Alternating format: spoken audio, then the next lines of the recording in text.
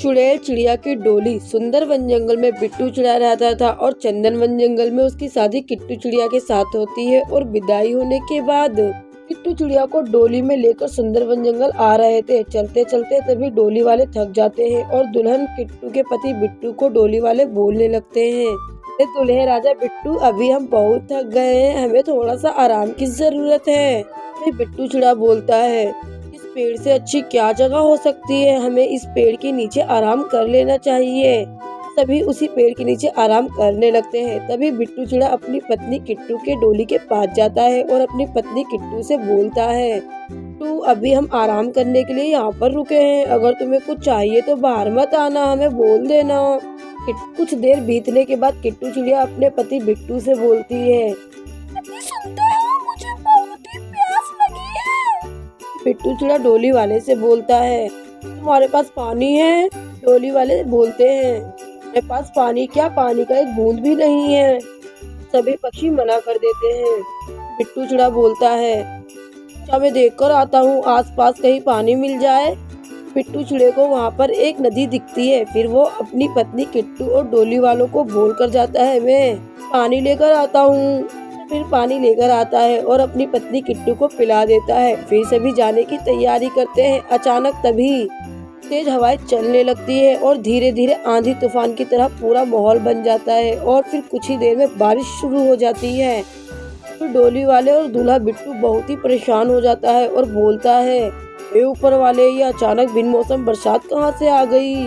डोली वाले बोलते हैं, क्या है, आज हमें यहीं पर रहना पड़ेगा, इतनी तेज बारिश में हम कैसे जाएंगे। कुछ ही देर में बहुत अंधेरा छा जाता है और तभी उस अंधेरे में डोली के पास एक चुड़ैल आती है और जोर जोर से हंसने लगती है।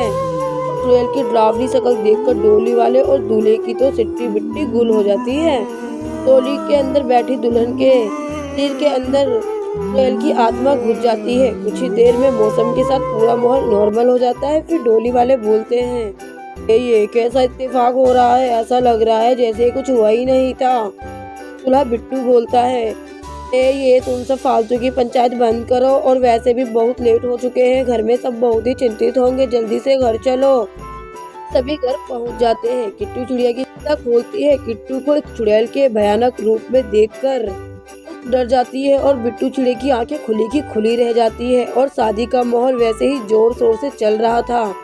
जंगल के तांत्रिक पंडित जी भी यही थे। फिर पंडित जी अपनी तांत्रिक शक्तियों से उससे डोली में बैठी चुड़ैल से बातें करते हैं और पूछते हैं, कौन हो। डोली में बैठी चुड़ैल सारी कहानी विस्तार से बताती है, मैं बिट्टू चिड़िया की पहली पत्नी हूँ और अब मुझे इसी की हरकतों ने चुड़ैल बनाया है। ये मुझसे बहुत ही प्रेम करता था, इसलिए मैंने इससे शादी की थी। जैसे ही इसे पता चला मैं एक बहुत ही छोटे बिरादरी से हूँ और इसके पिता बहुत ऊंची जाति के हैं, और ये मुझसे बोलने लगा, तुम्हें अपने साथ नहीं ले जा सकता, मेरे परिवार वाले तुम्हें कभी नहीं अपनाएंगे। और मैंने बिट्टू को मना नहीं किया, और बिट्टू के लाख जिद करने पर मैंने बिट्टू को नहीं छोड़ा, इसलिए इसने मुझे वहीं पर मारकर नदी में फेंक दिया। अब मैं इसका बदला लेना चाहती हूँ। अब मैं इसका खात्मा करके बिल्कुल मुक्त हो जाऊंगी और हमेशा के लिए इस जंगल से और किट्टू के शरीर से निकल जाऊंगी।